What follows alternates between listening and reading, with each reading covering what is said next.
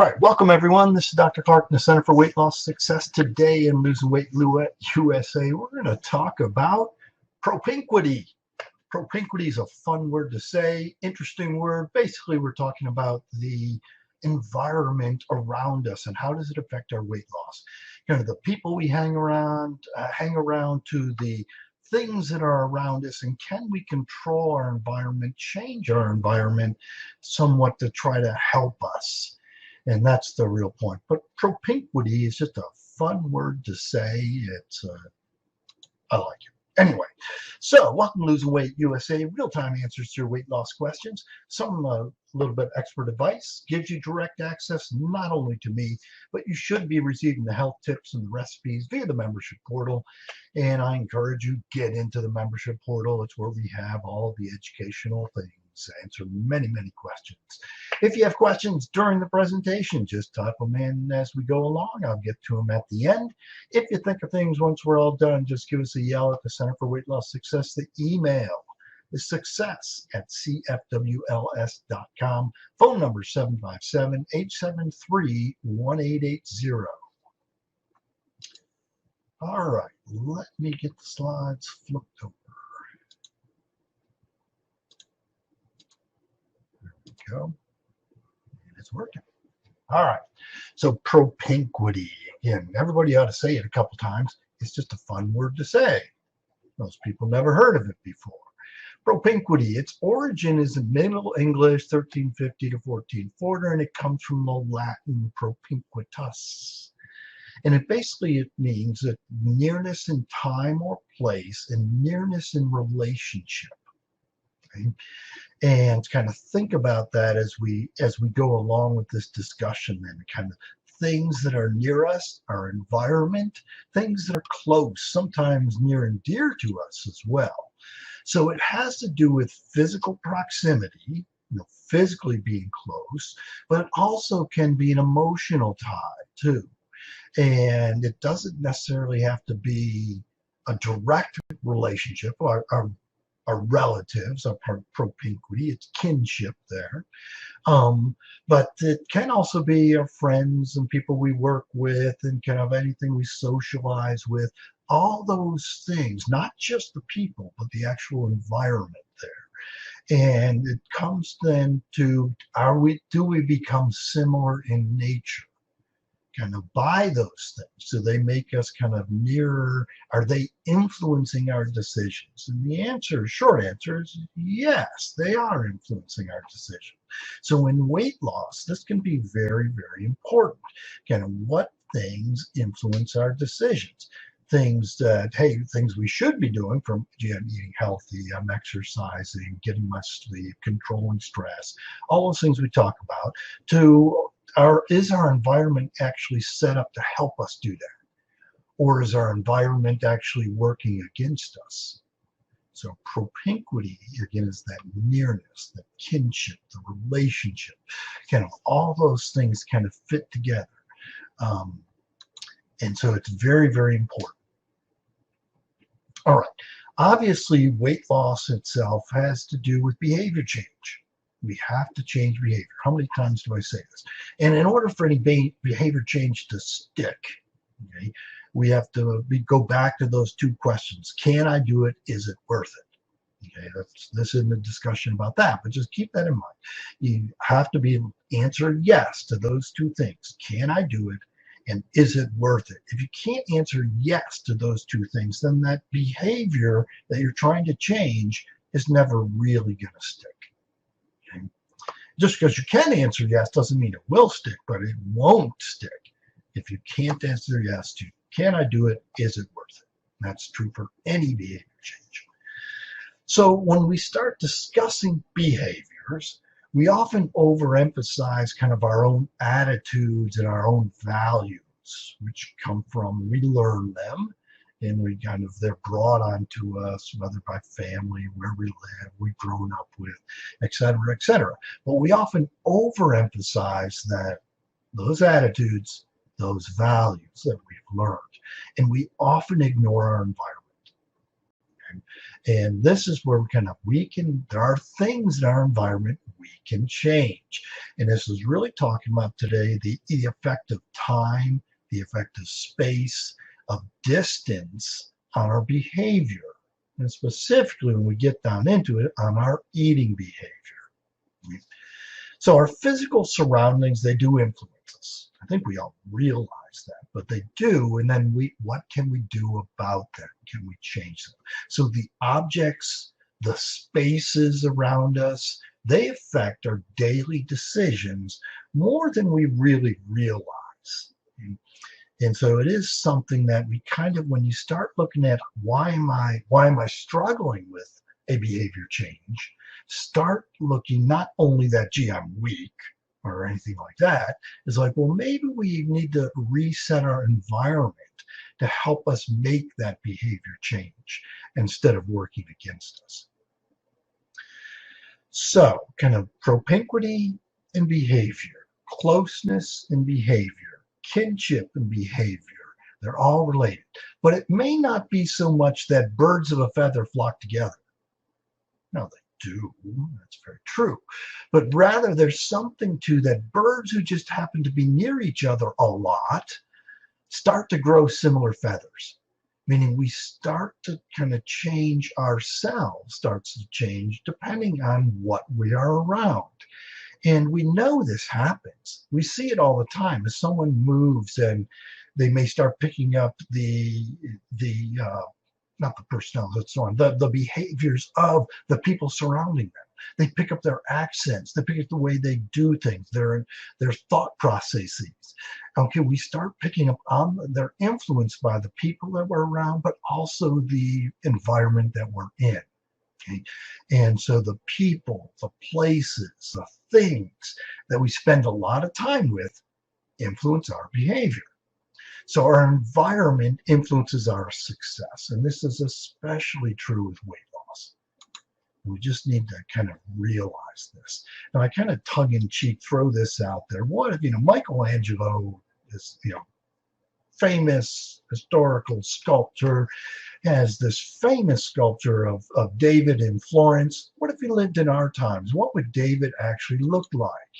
It may be something more like this. We've probably all seen this before. But we are affected by our environment. And I guess David included, maybe really Michelangelo included with that, what he would have seen in the rock, okay, in the granite there, whatever this was made from, was actually not so much like David looks like in his famous sculpture, but maybe something that would be influenced by our environment.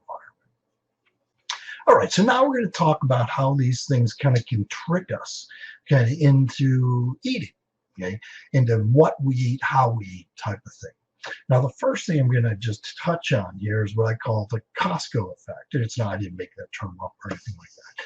But the Costco effect is very real. We all love Costco. Well, most of us love Costco. It's like we can get some great deals at Costco. We can, buy things in bulk for lesser than getting individual things. So the real question is, in a weight plan or an eating plan, is that a good thing? Well, it probably depends on what you're buying. If you're buying lettuce in bulk, then yeah, it could be lettuce, colorful vegetables, salad stuff. Great. But what about a lot of the other things we tend to buy in bulk? What we tend to find, as humans, we tend to do this, is that when we have a lot of something, we tend to use it faster than when we have just a little of something. When we have a little in our pantry of something, we tend to kind of be very careful. We ration it out. But when we have a tremendous amount in our pantry, then we tend to eat it a lot faster. We go through it. And this isn't just with food. This is true with, you buy the gallon size of shampoo, you buy the huge thing of soap, anything that we have that if we got a great big gallon size thing of shampoo, we're going to use more of that shampoo until we get to what I'll call a right size. And once we get to a right size, then we start using what we'll call a normal amount. And then when it gets lower and lower in there, we start, well, I'll use just a little bit less shampoo. I want it to replace it quite soon. And this is true for toothpaste, dog food, um, garbage bags. It doesn't matter what we're talking about. And it goes along with food. So if you buy the economy size things of chips, because my kids love these, you get all these different bags in there, and it's like, okay, you're going to use them faster until they get low. Once they get low, we start rationing things. Again, it's true for anything that we purchase. So that's kind of the Costco effect there. Just keep that in mind when you're purchasing. It's not like, yeah, you shouldn't go to Costco. It's, hey, it's a great deal. So if it, shampoo, sure, shampoo's not going to make you gain weight. If it's chips and cookies, then yes, be very careful there. If it's salad, vegetable, all these kinds of things, then it's like, okay, maybe that's a good idea. So just kind of keep that in mind, that this is a natural tendency. That doesn't mean you can't fight that natural tendency and realize it, but most people don't realize that this is happening. And it's very, very real. All right. And with that, going into any grocery store, shelf location. We talked some of this about recently when we talked about the labels on all the things that we purchase, because most of it is marketing. But just location, and this is true in the store. We're going to talk about in a minute. It's also true at home. So in the store, they basically, for kids, they keep things at lower levels because kids will see them down low, as opposed to adults that we're now at eye level. Things at eye level are typically the products there. They're not necessarily the most expensive, but typically it's the products that people have put the most into marketing. Right? And so those things that see this all the time, it's marketed highly, subsequently then it makes it to the eye level spot. Okay. Well, we tend to do the same thing in our pantries and in our refrigerators, is that things that we use the most often are sitting eye level, easily reachable level. The things that we don't use so often subsequently then get pushed to the back, different levels. Lower things on the shelves are really high on the shelf, and subsequently then this is a normal thing to happen, and most people do this.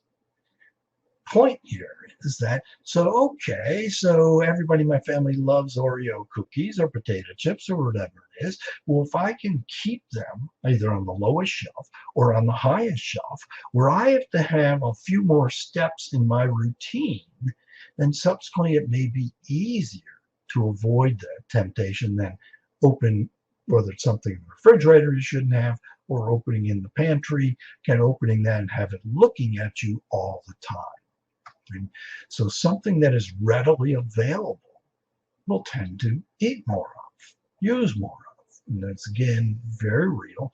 Marketers use this tremendously in stores, but also it affects our normal everyday behavior as well. Okay? So product placement, whether it be in the store, whether it be at home, can be very important.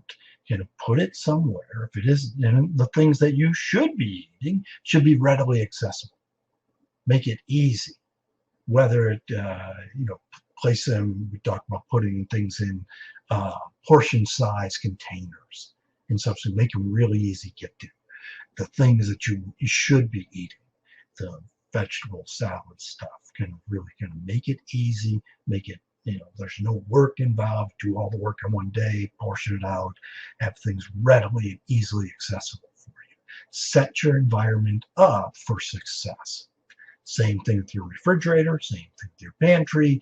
And if you can get rid of a lot of things, then great, get rid of a lot of things. But if it's, gee, the rest of my family wants all these things, they eat all these things, well, hopefully you can influence them. But also, hopefully, then just put them in a different spot may make them not so readily accessible to you. All right, well, what about just how close is it? And what container it's in? Okay? And this happens, and this number of studies have looked at this specifically in the work environment. In the work environment, often people have snacks, candy, something sitting on the desk, readily accessible. Okay? And what they found is that literally, if something like this is in reach of, I don't have to go anywhere, I can just reach over and pick this up. Okay? We'll eat more of it. Okay? We'll eat significantly more of it, as opposed to if the same container, it may still be sitting open, but it's not really sitting where I can reach it at my desk. It's like, in order for me to reach it, I've got to get up, walk over, walk to this cabinet over here where it's sitting, either open the cabinet, behind closed doors, always better than having it sitting out open. But still, kind of, if I have to make a number of decisions to get to this, then, and if it has a top on it, and a top on it that's somewhat hard to get open, and if the actual container is opaque, meaning that we can't see through it. We don't really know what's in it. Your mind may know exactly what's in it, but it's like I'm not seeing it all the time. The top itself is kind of hard to get off. It's not sitting there in my vision. It's sitting behind me somewhere where I have to stand up, turn around, and go get it. If it's making it a little bit more difficult by changing it, it may be the exact same thing, but we changed our environment. Having this behind me, I'm not looking at, having it in a jar that is covered, it's a difficult cover to get off. There are some now there are steps I have to go through mentally in order to get to that peppermint candy, as the picture shows on here. Or if it's in an opaque jar, I'm not seeing it all the time, I'm not reminded of that. And subsequently then, it's been shown statistically we will eat less when we do this. And we think that our minds won't be fooled. It's like, no, I know it's there. Why would I fool my mind? But it does. And that's, again, this is very real. I'm going to have a talk about a study that was done with popcorn. But these things are very real. We would think that our mind, we're smart enough that we wouldn't be fooled by something this simple. But we are. Storage bin, I kind of alluded to that earlier, just saying something we can't see through. So when you're storing food, if it's something you want to set this up for success. So if it's something we should be eating, it's like you want it, again, easily accessible. We want to know exactly what's in it so we can look at it and know what it's in, as opposed to an opaque container. Now, sometimes an opaque container can end up in your refrigerator, and it's a science project 3 months later when you find it and look at it. It's like, oh yeah, it was this. But still, kind of that whole concept of it, making it the things we should be eating, easily accessible, right-sized portions, and easily visible, as opposed to something we shouldn't be eating in opaque container, kind of pushed to the back, hidden underneath there that we tend to then not think about it all the time, not so easily obtained. These things do matter. So storage bins, you'd think, well, it doesn't mean a whole lot, but it does. Portion distortion, obviously this is something that is around all the time. The portions in the U.S. are huge. Okay? And when we get a small, normal-sized portion, we say, "Hey, where's the beef?" Where's the? This is a tiny little thing sitting on there. It's like, yeah, but these are normal-sized portions. Portion distortion, and I just funny pictures there. But that is something that we have to keep in mind. Whereas when we have these very large portions, one, we shouldn't be getting them, or number two, as soon as we get them, is kind of break them into smaller, normal sized portions. You can do this when you've gone out to eat, cut the meal in half, take half at home, box it up before you ever even start eating. All right, so I mentioned earlier there's some study, and it's an interesting, fun type of study, and it was done with popcorn. That's why the picture is down there. And it was done with popcorn, and what they did is they recruited a large number of people to a movie theater with the premise that they were going to watch a movie and review it. That was what got the people there. But on their way to the movie theater, and they actually had a big lunch set up for them. So they got the people in there and a big lunch so they could eat whatever they wanted. So they would go into the movie theater. They wouldn't worry about being hungry. They'd watch the movie, and subsequently they would review the movie at the end.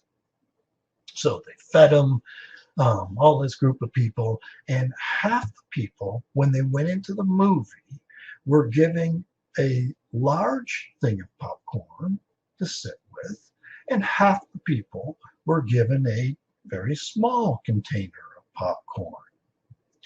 And the real study was not reviewing the movie. It actually was how much would people eat. They're not hungry. They just ate a big meal. So they've got this popcorn. The popcorn goes along with movies, yes, but they're not hungry, and they're given popcorn. And the other thing about the popcorn was it was terrible popcorn. It was like really stale popcorn. It was like eating a piece of styrofoam. And so it wasn't the nice hot butter popcorn you may get at the movie theater. It's like, no, this is like 2 days old popcorn. It was really stale, it was bland. There was nothing there. There was nothing enticing about the popcorn at all. Just that they were handed either a large thing of popcorn or a small thing of popcorn. And then as people exited the movie, they're going to review their movie now, they were all asked to please put their container, what's left of your container, over here on these tables, so it helped with the cleanup. And what they did is they actually looked at how much popcorn did people eat. And what they found is that the larger size the popcorn was, the more the people ate. And it didn't matter. Again, it doesn't matter whether you're not hungry. It's not like it's the best popcorn in the world. It's like, no, all this was set up to fail, to not eat any popcorn. But as people walked into the movie, what do? They eat popcorn. The bigger the container, the more they ate. Even if, and they were basically, everyone, when they realized, once the study came out, is that, gee, I wouldn't have done that. I would never be fooled into doing that. But the answer is yes, we are. And everybody falls victim to this. And so that large portion size, we're going to eat more of it. Even if my plan was only to have half, we're going to eat more than if you just got the smaller portion. Right? And again, interesting study because people weren't hungry. They thought they were going in for something else, and it was terrible popcorn. Didn't matter. Size matters. I guess that's the point of all that. So how much we eat and drink is very dependent on container size. And this is true with plates, with glasses. We will drink more, even if it's like, gee, the milkshake is in a great big container or a small container. We'll often be happy with just a little bit, but if it's in a big container, we're going to drink more. If the meal is plated on a small plate versus a large plate, and this is what's interesting with plate size, is that even professionals, like if a dietitian specifically looking at the same meal plated on a little plate versus a big plate. The little plate, it looks like a lot more food. And subsequently, they would, if they were counting calories, that they would actually say, oh, there's more calories there than there is in the same portions on a great big plate. Meaning that even professionals are fooled. And they would think, oh, no, I wouldn't be fooled by that. You put the same slice of pizza on a little plate versus a big plate. Does it matter? The answer is yes. It does matter. It's kind of how we perceive that and that sensation. So eating off a little plate, we tend to eat less than eating off a great big plate. We're going to eat more. Same thing happens with drinks, with fluids, even professional bartenders, when they look at different size glasses, are often fooled about how much is in there. How much did they pour? Different size glasses matter. And also utensils. Utensil size matters. Right after surgery, we often encourage people, get a little utensil, use a baby spoon. Well, there's a lot of truth to that, in that when we use larger size utensils, even if normal size stomach, years out from surgery, if you had surgery, is that if you use a larger spoon, you're going to eat faster and you're going to eat more. Okay? Some of that's just mechanical. You get more on a big spoon as opposed to a little spoon. But still, the mind is tricked very easily. Little spoon, we eat less. Big spoon, we eat more. And again, studies have played this out, is that looking at just even utensil size versus just bowl size, but they all influence our behavior. And so we want to take advantage of these things, set up your environment so that we can succeed. All right, where we eat is very important. Obviously, a lot of people eat in front of the TV. Eating and doing other things never works well, whether it be sitting in front of a monitor working or sitting in front of TV where I'm putting my feet up and relaxing. Same thing, we eat more when we're truly not thinking about eating. So where we eat also matters, which comes into play is like, should there actually be food rules? Meaning that can we set up some simple rules that will influence our behavior? The answer is yes. Okay. Is that it used to be that when dinner was served, okay, back before microwaves, yes, when dinner was served, this one when dinner was served, 6 o'clock, whatever time it was, for the family, it was served. Then microwaves came about.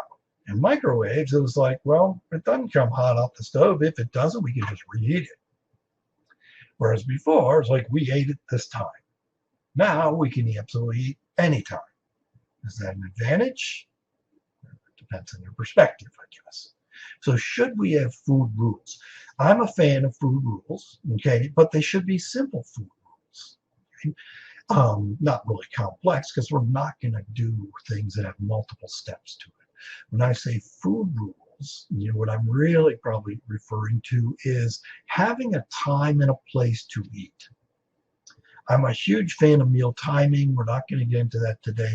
Meal timing is extremely important. That my eating time and then not eating time. The important part of that statement is the not eating time. You've got to have not eating times. So food rules, eating, not eating, that's a yes-no situation. Much easier to make yes-no decision than it is what am I going to eat, which is thousands of decisions. But a food rule can also be, and this is one of my favorites, is that I don't eat unless I'm sitting at the table using utensils, plate and utensils. Okay? That's when I eat. Very simple food rule. So, and it has nothing to do with what you're eating. If it's like, well, I'm going to have ice cream, I'm going to have a thing of Oreos. Okay, if I'm going to, then I'm going to go sit at the table. I'm going to eat my Oreos, eat my ice cream. Typically, if you can make that food, you won't make as many poorer decisions. A lot of poor decisions are made on the fly. It's like walking by the pantry and walking by, oh, there's a couple cookies, I'm grabbing a couple Oreos, eating them on the run, eating it over the sink, eating at the door of the refrigerator, a bite of something. It's like the food rule then is just when I eat, my mind is thinking about eating, subsequently I'm eating at a table using utensils. Okay, so I'm a big fan of kind of food rules. Don't have to be complex. It just, if you can avoid that eating on the run, that quick little grab something and go, eating in the car, eating in front of your computer, if you can avoid all those things, that, okay, if I am going to eat, I'm sitting at the table using utensils. All right, exercise, kind of flipping here, not on the eating side of it, exercise. And obviously a lot of us have exercise equipment at home. It's like, gee, it's very convenient. there. And people are very different. Some people need a destination. They need to go somewhere that actually they do best, because I'm walking into a place and it is based on exercise. That's why you're walking in. Versus at home, there's so many different distractions. Other people find that at home, it's more convenient. And it's like, and if it is, exercise at home. If it's, gee, I never get to it at home, but if I actually make an appointment or whatever it is, I go to the gym and subsequently then I exercise, great, and do it that way. But everyone's different. But the point there being is that exercise equipment sometimes gets utilized for a lot of different things, such as holding your clothes as a seat to sit down and watch television. So home versus gym exercise, not a right and wrong end, but set up your environment for success. And whether that be, hey, I love to exercise at home, and setting up the, gee, I can watch Netflix while I'm on the bicycle or elliptical or whatever. Nowadays that's easy to do. And we just need to do it. It's just making that one less decision. So from my perspective, home has actually just shown that there is a better adherence for people that get in the habit of exercising at home. And it's certainly right there. There's more adherence to it. On the other hand, for those that go to the gym, I would encourage you to try to make it part of a routine, meaning this is what I do. I have to drive by here anyway, because it's on my way to work or back from work or whatever, and try to get an exercise buddy. Doing it all on your own is difficult, but if you have an exercise buddy, you have accountability to someone, and often that's what we need. All right, a lot of this came from an interesting book called Mindless Eating by Brian Wansink. He's kind of come and gone out of favor, and part of it was they looked at some of the studies and did he actually fudge some of them. But the concepts are very real, and it's kind of, he did study this, and whether it's dramatic sometimes as they make it, maybe not. But it's an interesting book. It's kind of a fun book to read, How We're Fooled. And I do encourage people, this is another good resource, the Beck Diet Solution, which is not a diet book, it's a behavior modification book of how do you actually kind of stick with your diet. All right, so propinquity and weight loss, to wind this all down, start to look and observe your surroundings. And you need to do this in detail and try to determine if there's something that's tripping you up in your surroundings or in your environment, and that can you actually change that and subsequently make it easier. You may find it surprising to yourself that, hey, I can make my life easier to stick with what I'm trying to do by actually looking at my environment and trying to change some of those things. And it's also a good thing to just say the word propinquity. Fun word to say. Altogether, propinquity. All right, questions. Don't see anything sitting out there at the moment. If you have questions, just pick up the phone, send an email, send a text. You can walk into the store and get your body comp done anytime that is open. Yes. So stop by the center to get your body comp done. Log into the membership portal. You should be receiving the weekly weight loss tips as well as the weekly recipes. Tune in each Tuesday, 12:15 for the next webinar. Watch your email for the invite and link. And remember, it's your life. Make it a healthy one. Have a good day, everyone. Take care.